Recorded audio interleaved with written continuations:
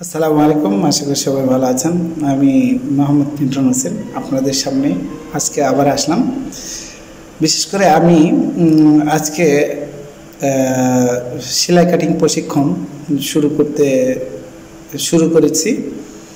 অর্থাৎ আমার আজকে উদ্বোধনী ক্লাস ছিল।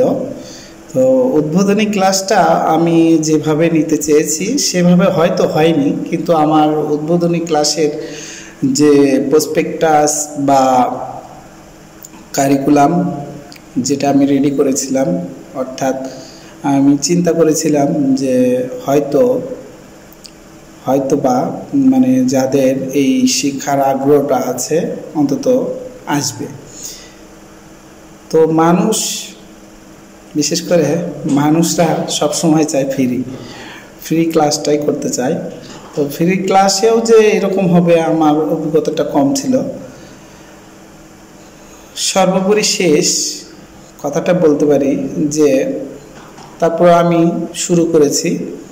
আমার স্টুডেন্ট সংখ্যা বর্তমানে 3 জন হয়েছে।